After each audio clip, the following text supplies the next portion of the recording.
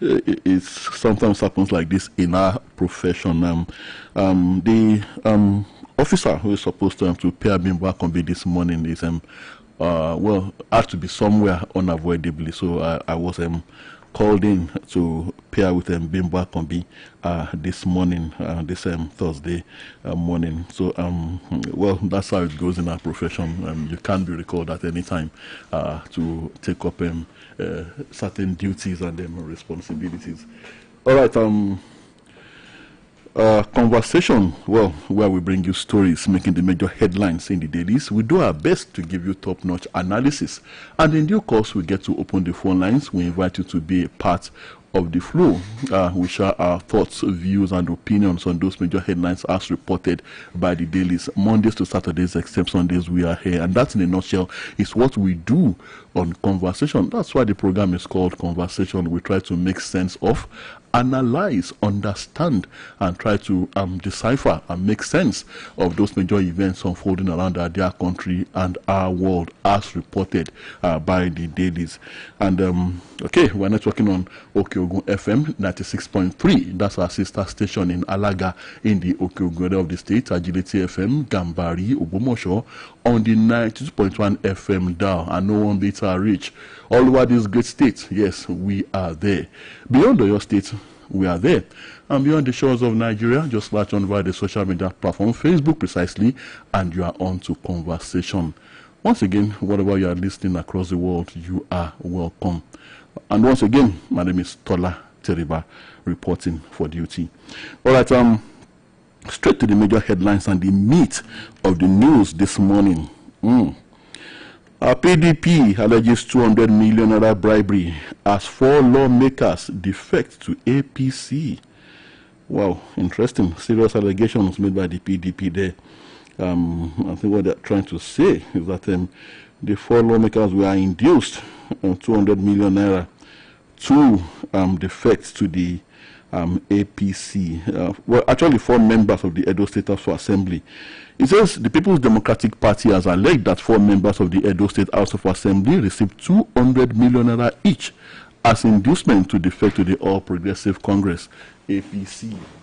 And okay, the lawmakers Donald Okugwe Akoko Edo Constituency 2, Bright Iyamu Orion 1 South Constituency 2, Richard Edosa Oredo West Constituency, and Sunday Ojezele Ishon Southeast on Wednesday officially joined the APC at the party secretariat in Benin. They were received by the acting Edo State APC chairman Jared Tenebe and other party leaders. With this defection, the APC now owns 13 seats in the 24-member assembly, while the PDP has 11. The Labour Party also lost its only lawmaker to the APC. Well, if we have the major political parties in that particular state, well, 24-member assembly, if we have APC holding 13 and PDP having 11, well, there's still a kind of a balance sort of, and I think that is healthy for democracy. Well, except for, I mean, if we are to talk about the 2 major political parties now, the ruling party and the opposition party, which is the PDP. Now, this allegation, well, the PDP swiftly condemned the defections, accusing Governor Monday Okpebholo of using state funds to bribe lawmakers. Now, I take this allegation with a pinch of salt because really, I do not know what is the political value of those lawmakers that Governor Okpebholo would want to spend that much in state funds to lure them to the APC. I do not know how crucial, how strategic, how important they are to Governor Monday Okpebholo, so that he would want to spend that much coming from the state coffers to induce the lawmakers. If the story is true, then they must be really political elephants, so to say. Like I always say this on this platform, the late former Governor Adebowale Awakala of Oyo State, he would always say that if you are an elephant in Benin, if you come to Oyo State, you will still be an elephant. Talking about the political value of those who are supposed to be juggernauts in the trade of politics. The PDP is actually insisting on this. Well, maybe if there's a way that this could be investigated, but then The only thing I do know is that defections is hardly about looking after the interest of the people or satisfying the wishes and aspirations of the people whom these lawmakers represent. If the PDP is saying that, then I might want to agree with them. But then it would also mean the case of the fox describing the grapes that it cannot no longer reach as sour. So, well, we'll see how it turns out, and definitely I'm sure there will be a response from the PDP and Governor, from the APC and Governor Okpebolo himself regarding this allegation, this serious allegation by the PDP. But Rivers State now, well, things seem to be getting messier. Well, yesterday we thought that perhaps we would see, we are seeing the semblance that the issues at stake will be resolved soonest. It looked very much as if Governor Fubara, his actions in recent days, is now willing to open the doors for amicable resolution of, like I said, of the issues at stake, and he seemed to be kind of tired of fighting. But now, Governor Wike, former Governor Wike, is well, some people say he's a strange godfather. I call him the masquerade of FCT. He's currently the FCT minister, and well, he's the godfather, the political mentor of Governor Fubara. He had kept mum all the while since the Supreme Court verdict that made it look as if Governor Wike had lost everything regarding his battle to keep the political structure of the state, to keep a hold on the political structure of the state. Now, Governor Wike has spoken. He says nothing will happen if Fubara is impeached. Blast PDP governors and WC, and Rivers Assembly quarters gates locked as Fubara visits restates readiness to present budget. Now that visit by Governor Fubara, and I was while I was watching events unfold in the Rivers State, and I wasn't reading the news. Governor Fubara, when he extended an invitation to the lawmakers to come to government house, and I'm not a politician, but I said in my mind, hey, you should go to them. They shouldn't be the ones coming to you. But now he has done that, and he has gone visiting the lawmakers. Well, we'll see what transpired there. But that Governor Wike is angry with the PDP governors and the NWC. Well, I think that's justifiable because the PDP governors have done nothing but fan the embers of discord. Like I always say, it's time to begin to look for an amicable resolution of these issues. I am not for the impeachment of Governor Fubara. He should not be impeached. I think Governor Wike should, and then Mr. Wike, the FCT minister, former Governor Wike, should just let him complete his term. And well, politically, well, me watching on the sidelines, Governor Fubara seems to have lost everything politically. So when a man is on the ground, you don't continue kicking. He's down already, and you don't continue to kick him. So I think what the FCT minister should be looking for now, and even Governor Fubara himself, an amicable resolution, like I said, of the issues at stake. You know, one of our callers did ask the question. Okay, I think Mr. John precisely, he did ask that question, that where are the elders in Rivers State? And this morning I also asked the question, where are the PDP governors? I asked this question because they are not doing what they are supposed to be doing. They are supposed to be brokering an amicable resolution of the crisis, the political crisis in Rivers State. Let's see a few excerpts of what Governor Wike said. When he said heavens will not fall if Governor Fubara is impeached. Federal Capital Territory FCT Minister, Mr. Nyesom Wike, said nothing would happen if the governor of Rivers State, Siminalayi Fubara, is impeached. The minister disclosed this on Wednesday in Abuja during his routine quarterly live media chat. Wike was responding to a question on whether he would support the impeachment of the governor, and they said he is not a member of the House of Assembly. Oh, how convenient. Just as he added that if the governor has committed impeachable offenses, he could be impeached. He said, if you have committed an offense to be impeached, what's wrong? Is it a criminal offense? It's provided in the Constitution. Am I a member of the Assembly? If you have committed an infraction of the Constitution and the Assembly deems it fit to say you should be impeached, I've heard people say, oh, if they impeach him, there will be a breakdown of law and order. Rubbish. Nothing will happen. Quoting former Governor Nyesom Wike, now Minister of the Federal Capital Territory. And they say politics is not play. If he has done something just like that to be impeached, them impeach him, it's not a criminal offense.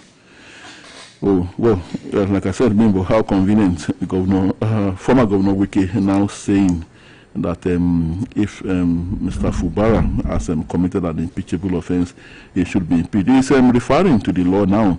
But yes, Governor Fubara might have committed some impeachable offenses in maybe not deferring to the law in some of his activities and relationship with the state assembly, with the legislature especially. But then we all know that the very true offense that he has committed, maybe morally now, is that the fact that he poked his fingers into the face of his mentor, of his political godfather.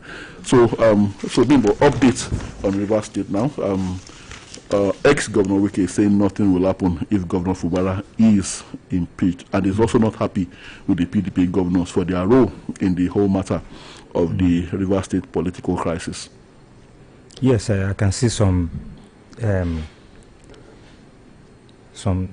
statements here. Heavens won't fall if Fubara is impeached. That is Wike, like you said, and he said nothing will happen. And he blasted the governor, says he's insincere, playing to the gallery, tags Pandef worst organization to rely on, notes Fubara's letters to Rivers Assembly useless, insincere, and says Fubara demolished Assembly complex, can't visit uninvited. Also, 27 lawmakers bar Fubara from entering Assembly to present budget, alleged improper communication, and Fubara said, I am ready to represent budget. Oh, was that his mention at the assembly yesterday, at the assembly premises yesterday? Because I heard that he was barred from entering the assembly premises yesterday. For not following due process? Yes. For not communicating properly? Well, he seems to be acting quite desperate now, Bimbo. And well, we wait and see, but then the peace and tranquility of Rivers State is very important. We have elements that might want to cash in on this.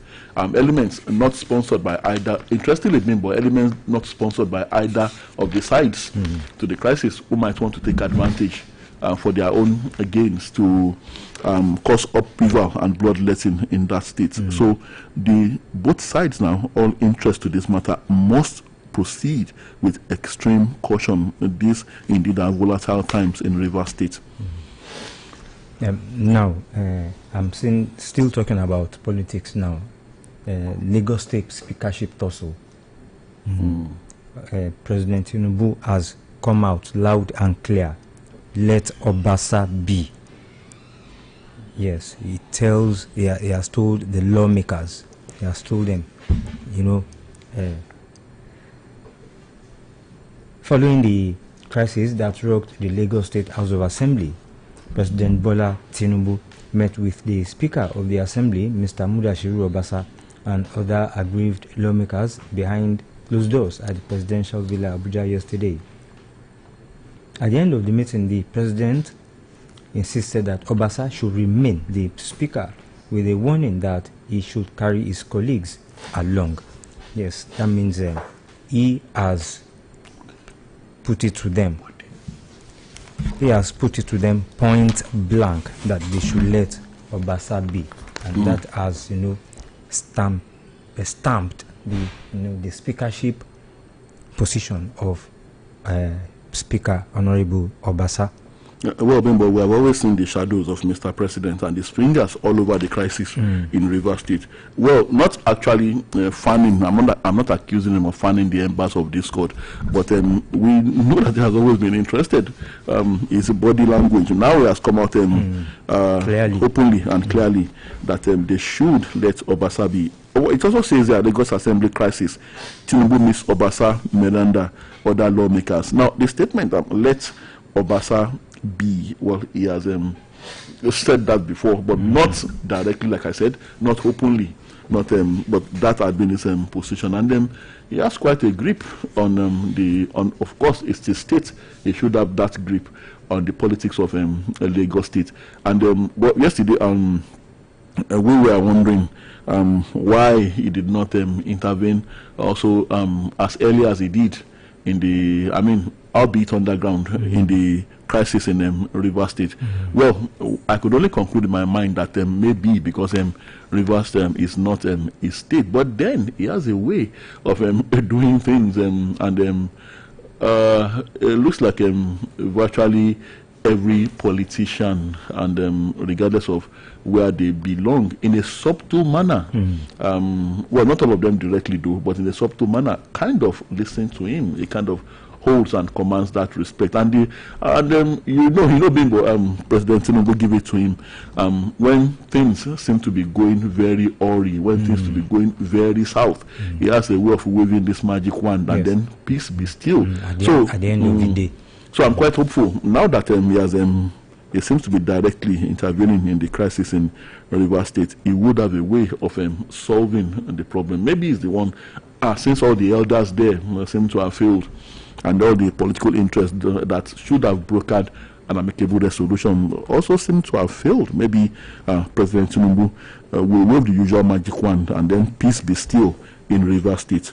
But I wonder why he might be speaking in tidbits, but Governor Sanwo-Olu is not really saying anything. Governor Sanwo-Olu of Lagos State, like he's not interfering directly. What do you want him to say, Bimbo? There is nothing he can say, and he will then, of course, perhaps stay behind the excuse that it is when it's convenient. He will stay behind the excuse that these are legislative matters that he cannot interfere. That would be his excuse. You know, you can predict them, politicians. But like the president now is interfering. I believe it is supposed to be it's mediating, not interfering. Okay, mediating. Okay. We both know it is interference, but then officially we're supposed to call it a mediation. It's mediation. But can't Governor Sanwo-Olu mediate too? Oh, well, like I said, Bimbo, officially for Governor Sanwo-Olu, legislative matters, it should not interfere. It should not mediate. It should not mediate. But then the president is father of all, so he can mediate. Okay. And not interfere. Okay. Let me say this one, talking about Tinubu 2027 elections. Okay. Tinubu can't lose when he has strong backers, says Lamido. That is the pioneer leader of the Arewa Summit International, Dr. Bashir Lamido. He said that the quality of political heavyweights in support of President Bola Tinubu's re-election will make it impossible for him to lose the election. I mean, his re-election. Yes. I don't know who the backers are. Well, again, Bimbo, with all due respect to Mr. Lamido, you see the level of respect and regard they have for us ordinary citizens. He's not even talking about the people. He's not talking about the masses who are the electorates. He's talking about political heavyweights that will be able to sway and the votes of the people. I believe that's what he's trying to say. Political heavyweights that maybe those who may think he thinks the people will listen to, and they will vote in a particular pattern. But I think Nigerians have graduated past that, Bimbo. And if it's about heavyweights, heavyweights in politics, determining where the pendulum would swing. In Oyo State, Governor Seyi Makinde would never have been governor. If it's talking about where the pendulum should swing, regarding where the heavyweights think that the pendulum should swing. So I think Mr. Lamido should have maybe to help him rephrase his statement that Governor Tinubu, President Tinubu does have the mass support of the people. Yes. That's what he should say. I've not said that President Tinubu has the mass support of the majority of Nigerians, but that is what, if Mr. Lamido thinks that President Tinubu is the candidate to beat in 2027. That is what he should be saying, not saying that he has particular heavyweights behind him. So that will determine. So the electorates are pawns on the chessboard, or robots or cyborgs that you can just press a remote control and they will do whatever you ask them to do. Like I said, I think Nigerian voters have graduated past that level. And what always bothers me is that they don't know tomorrow. They don't know what will happen tomorrow. They were talking about the future as if, yes, they know the future. That is what always bothers me. We'll take a short commercial break.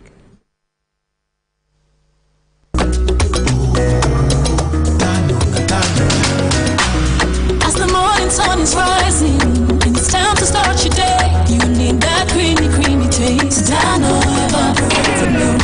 Pour it, taste it, the richness so amazing. Dano evaporated milk. Now you can enjoy a great creamy taste with Dano Full Cream and Dano Cool Cow Evaporated Milk. Try it and taste the Dano difference. A parent's dream is to see their child grow up to be healthy, happy, and thriving. When you keep them safe, there's no limit to what they can achieve. Every year, thousands of women of reproductive age in Nigeria lose their lives to cervical cancer. The cancer is caused by a virus called HPV, human papillomavirus. The great news is that the disease is preventable by the HPV vaccine. Early vaccination is the most effective way of preventing cervical cancer in young women later in life. So don't wait another second. Get your daughter vaccinated and ensure she's protected, healthy, and thriving. The HPV vaccine is free and available to girls aged 9 to 14 at primary healthcare centers near you. It is safe, effective, and approved by the Ministry of Health, WHO, and UNICEF. Spread the word and protect the future. Vaccinate your girls today. This message is brought to you by the State Primary Healthcare Development Agency in partnership with Girl Effect and other partners.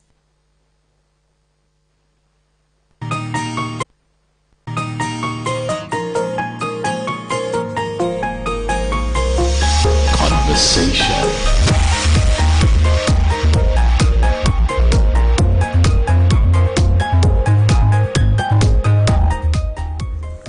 All right, we're back, and it's good to know you are still there, and the program is still Conversation on Oluyole 98.5 FM. House of Reps strips Southwest Development Commission of 3% seaports airport revenue. Okay, before I make any comment, but let me just see what this is all about. So before let me first and foremost reserve my comments until I know why this happened. The House of Representatives during Wednesday plenary made far-reaching changes to the Southwest Development Commission by deleting 4 major clauses from its Establishment Act. The report on the bill, which was gazetted for consideration on Tuesday's order paper, was given accelerated consideration as the leadership of the House listed it for consideration on the Wednesday's order paper and subsequently reeled out supplementary order paper, where the bill was gazetted for third reading and passed. The bill seeks to establish Southwest Development Commission charged with the responsibility, among other things, to receive and manage funds from allocation of the Federation account, including donations and gifts for the reconstruction and rehabilitation of infrastructural damages suffered in the region, and to tackle the ecological, environmental, and other developmental challenges in the region and for related matters. So,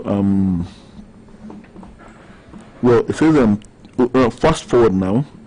It says in the same vein, clause 14D, which provided that 3% of the total annual budget of any solid mineral extracting mining company operating in the Southwest states was expunged. And finally, clause 14E, which provided that 50% of monies due to member states of the Commission from the Ecological Fund was deleted. Okay, for clause 14C, which also provided that 3% of the total annual budget of any oil producing company operating onshore and offshore in the Southwest states, including gas processing companies, was deleted. Oh, well, I do not know whether this is in the Southwest, whether this is in the interest of the Southwest region or not. But the Southwest representatives were there. So I guess they will not let anything pass that will not be in the interest of the Southwest region. Now, Igbo town unions reject federal government's plans to acquire lands for ranches in southeast. I don't understand why they are rejecting the plans, but let me quickly go through the some excerpts here. Town unions in Igbo land have rejected the proposal by the federal government to acquire land in Imo State and elsewhere for the purpose of setting up private cattle ranches, saying the idea is suspicious and provocative. Yes, like you always say, that they will not know what kind of people are coming into these towns to acquire ranches in, adjoining bushes and, barren lands. And when they come, now they will now started putting up some behaviors and starting their problems with the people in the area and going to other adjoining villages and towns to perpetrate, crime and killings, So I'm not too sure what happened. Well, speaking under the aegis of the Association of Igbo Town Unions, as it today queried why the Nigerian government, through its national budget, should build ranches in Imo State or any other Igbo state for the private benefit of cattle owners, while Igbo traders who contribute significantly to the nation's economy have to navigate the challenges of land acquisition and business establishment on their own across the country. And that is the statement signed by Emeka Diwe, the national president, ASITU, the Association of Igbo Town Unions. Yes, that is what is happening there now. Well, Bimbo, the question you asked as to why they are rejecting the building of ranches in that region, I mean the Igbo, the Southeastern people now, the Southeastern socio-political groups.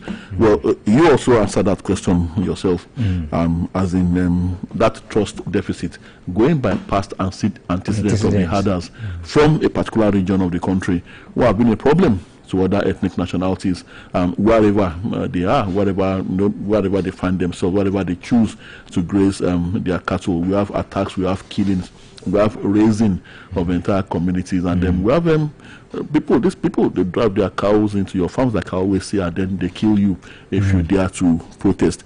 Now, well, ranches, well, I think that would be a very good solution to this problem, ranching, but then I think the federal government, like I always say, is placing the cart before the horse. They are acting as if all those things that happened in the past never happened. I mean, the killings, the maimings, the rape of people's wives, and the destruction of people's farms on a very large scale. The federal government is acting as if it never happened, and they are just going ahead without trying to organize a kind of peace and reconciliation process to carry along the host communities, especially in this matter of ranching. Yes, there are very good people among these herders we are talking about of this particular ethnic nationality, aside the criminals. So, and they have leaders, they have groups. So I think there should be a process where the groups would meet with the host communities, a meeting, a kind of parley to be brokered by the government, make the host communities understand the terms and conditions, make them understand what is in it for them. And the ranches will not just exist, they are definitely, from what is coming from revenue that is coming to the ranches, something must be going to the coffers of the government of the host state. So make the community leaders, the local communities, make them realize that well, this is for the good of everyone. And also make them understand, like I said, what is in it for them. Make them know that they will be safe, and let the leaders of this ethnic nationality that are majorly the herder groups, make them know that they will be held responsible if there is any carnage or any kind of chaos involving their people in those areas. But no, the federal government is not doing all that. They are just going ahead with impunity and thinking that the scars of what has happened in the past will just go away. And like I always say, Bimbo, like those traders are saying, how come these interventions to solve the farmer herders crisis always seem to be just about the herders alone? What about the farmers who are majorly the victims? The government acts as if the herders themselves are the victims. Well, we must do things the proper way, and as long as things are not done properly and due moral process is not followed, we'll continue to have this kind of issues yes. where those communities will continue to reject the option of ranching. Yes, and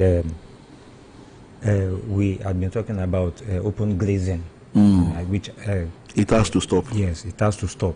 Now, ranches to be built. People are now rejecting. We know, but like you said, due consultations, with host communities, that would at least do some things. Then there should be a procedure to know who and who, which group and which group, which ethnic community and which ethnic community will have ranches, so that proper identification, proper profiling.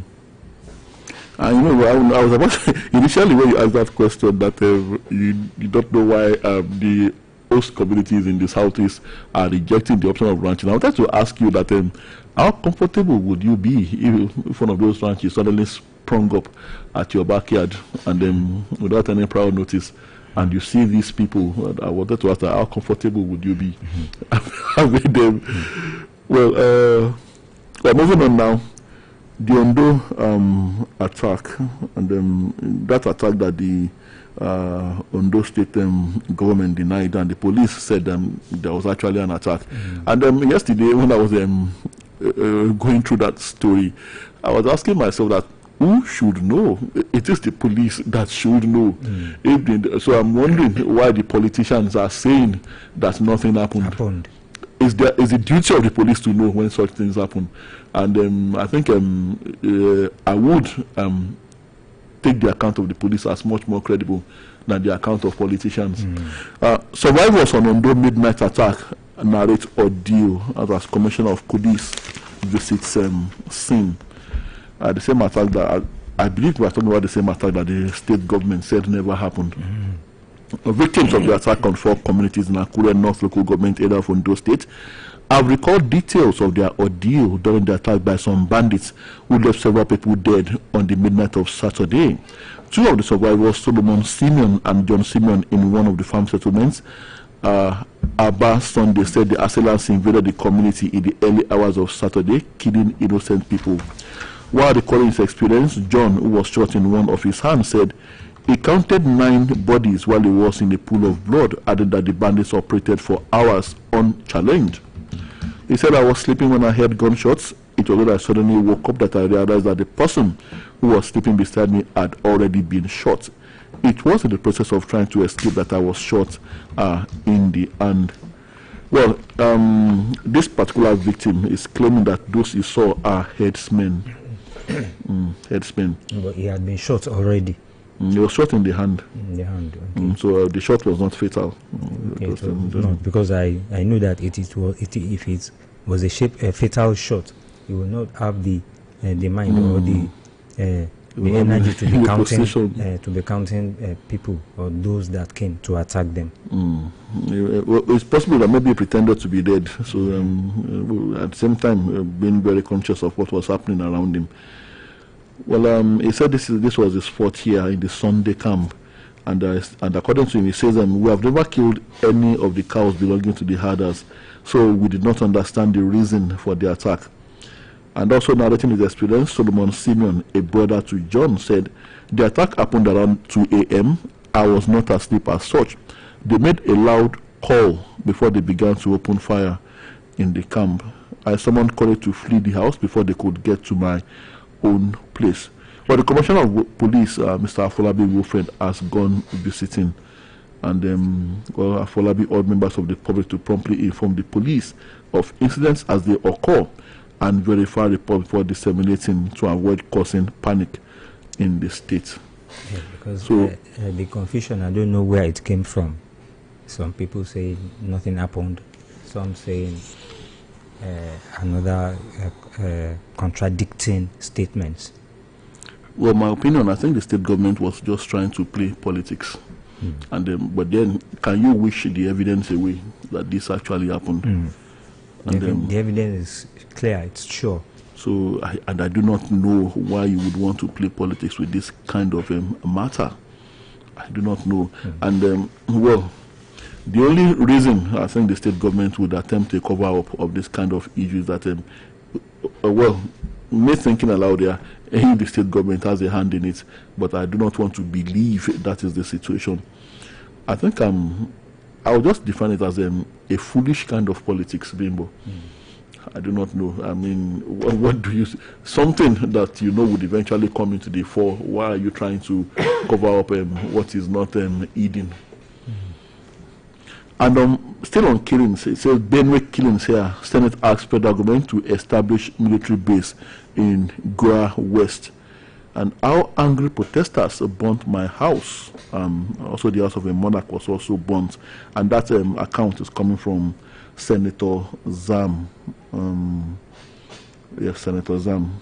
Senators is the chairman, Senate Committee on Rules and Business, Senator Titus Tatenga Zam. Yes, and this one says FCT police kill notorious kidnap kingpin Dogo Saleh, terrorizing Abuja others. Yes, he has been on the run for a long time. He has been terrorizing Abuja and other surrounding areas. Now the FCT police has killed him, I think, during an operation. Well, a significant one there. But what about Mr. Bello Toji Bimbo? He's still perpetually on the run. On the run, yes. And they called him a walking corpse or running corpse the other time. And I don't know for how long the corpse will keep running. Senate denies sexual harassment link to senator suspension, cites gross misconduct.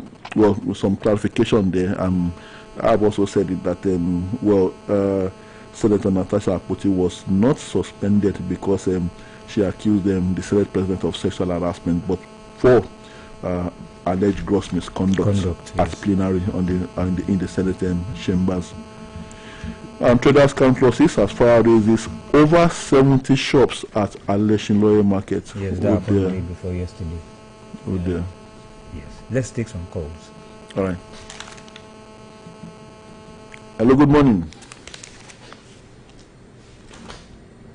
Hello, good morning. Oh, please do well to call us back. Yes, the number to call 080-5500-9850.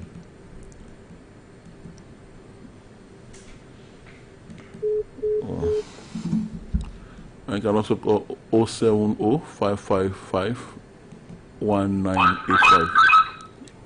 Good morning, sir. Good morning, Mr. Ojo Michael. Yes, I'll give my call from Oluyole. Good to have you, sir. Mr. Tola, nice to hear your voice. Thank you. We don't have to go according to certain you. Hello? Hello? Yes, and my sincere prayer that you will not break down Jesus' name, and none of you will break down. Amen. Yes, Amen. Yes, on the issue of River State, you know I've been saying this thing. Please, it's only if they are hearing us. I hear that they are not hearing us. Those that are hearing us are hearing us. What I want to say is this. If they want to impeach Mr. Wiki, Mr. Similai Fubara, let him be impeached. If he completes his term, or he not completes his term, he will be referred to as a former governor. So let him be impeached. That is it. Secondly, about the election of Mr. President, Asiwaju Bola Ahmed Tinubu, that one, people will decide that one. So masses will decide. Nigerian people will decide one. You see that these people that they are not learning from governors in Makido for Rossi. Because the government say something that make me happy. That in last week or 2 weeks ago, he said he will make his preferred candidate known by January next year. He said, but Oyo State people will still decide. My brother, God bless you again. Thank you very much. Thank you. Thank you very much. 070-5555-1985. Hello, good morning. Hello, good morning. Good morning. I'm Alex Ure. It's all you, Mr. Nwelem. On River State matter. When people have done with the weekend, that one they have about to talk. Have you not done with him? You will not talk. But I want to prove again. About local government autonomy, law, Supreme Court, you should go and work it out. On the stage, you see how the government said no attack. They are saving people, fooling people. That's Nigeria for you. On the matter about Tinubu 2027, I don't blame him. He's not care, feeling well. When the masses are dying, you tell me to be into it. Don't bring him. Don't bribe him. I don't see the way out. Unlike the making of your case, when you do first time, you know second time is sure. Because you're doing well. You don't know what you do in other states. You're doing well. When you are doing well, second time is sure. Thank you very much. Thank you, Mr. Nwere. Thank you. Bimbo, the surveyors who were abducted in Ondo State have regained freedom, and they were freed after they parted with 20 million naira ransom raised by market women. Imagine. The market women protested over the continued abductions in the state. Well, you should congratulate the surveyors and the women. Their courage to they contribute up to 20 million naira, and I'm sure it must be after some negotiations. Hello, good morning. Hello, good morning, sir. Good morning. This is Akandadwayo from you. Good to have you, sir. Isn't this a suspect, Mr. Tola? Yes, sir. Conspicuously, we missed you, honestly. Okay. Have you suspended your leave annually? Well, not really.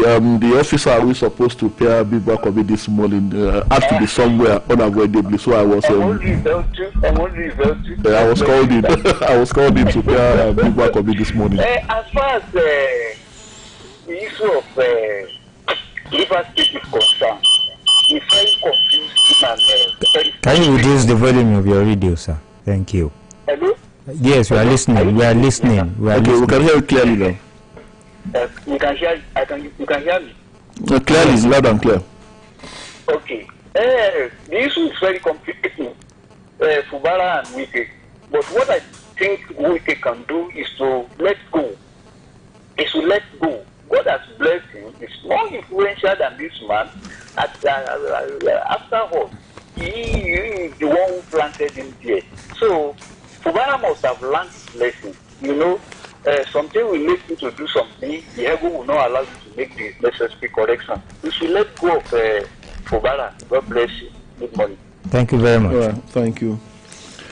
Bimbo, students and youths rely heavily on their phones to do a lot of things, so they are not very happy with the telecom tariff hike. Nance, who was at the office of one of the major telecom service providers in Ibadan yesterday, and MTN precisely.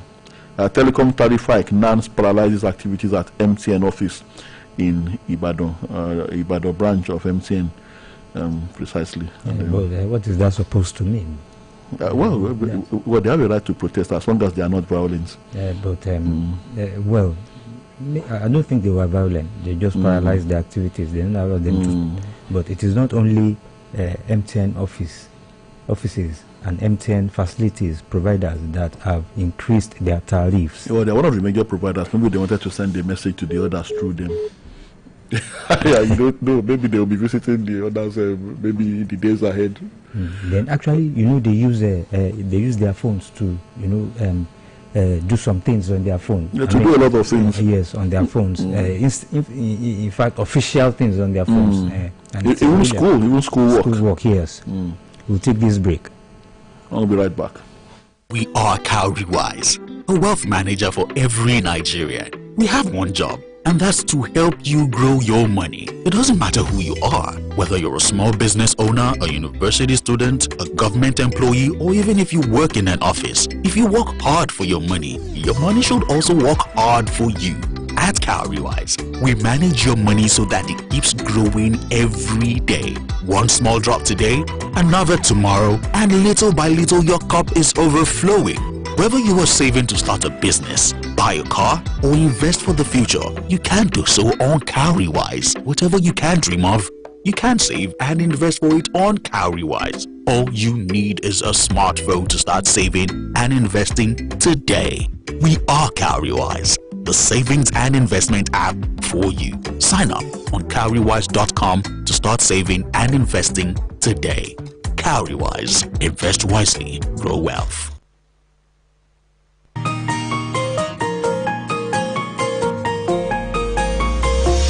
Conversation.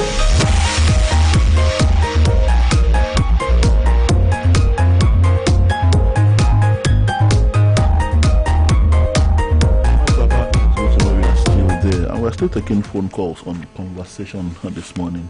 Hello, good morning. Good morning, Mr. Tola. Good morning. Good morning. Mr. Tola, I hope you bought a slice there when you are coming back. Okay. I will. Good morning. Thank you. Now, on the issue of this ranking by the federal government, when I heard that news, when you hear some news, you just laugh.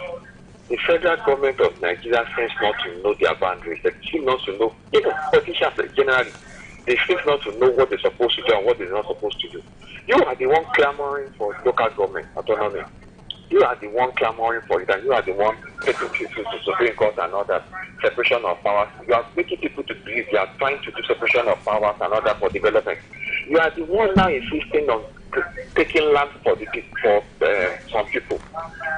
You jettison the local government and the state government. What is your concern with land of other states? What you're supposed to do is to refer them to the state and the local government. The state will now put branches in place, and the whatever they want to do, maybe leasing or anything, renting or anything, will be done by the state government and the local government, so that those people will be responsible to their state, the state they live in, and the local government they reside in.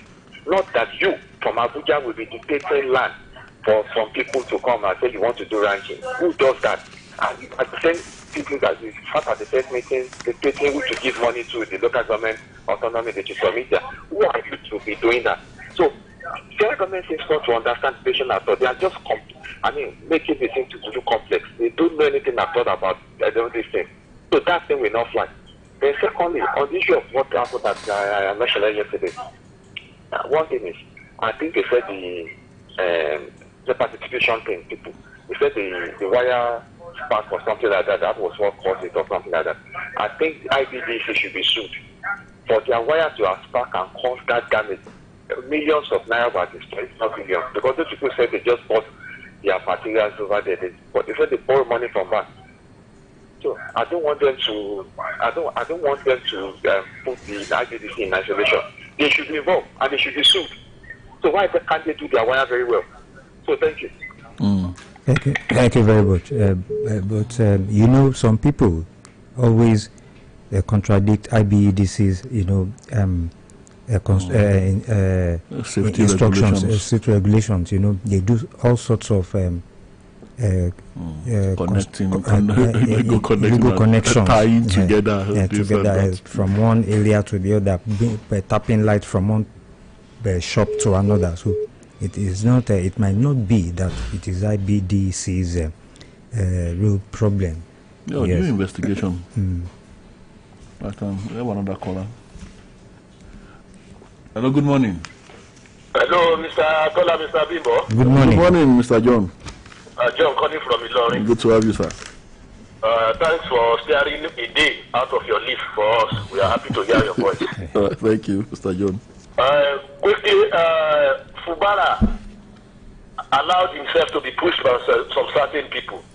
I remember in the early days of this crisis, the president called him to Asu Rock and told him to return back to the Sato school.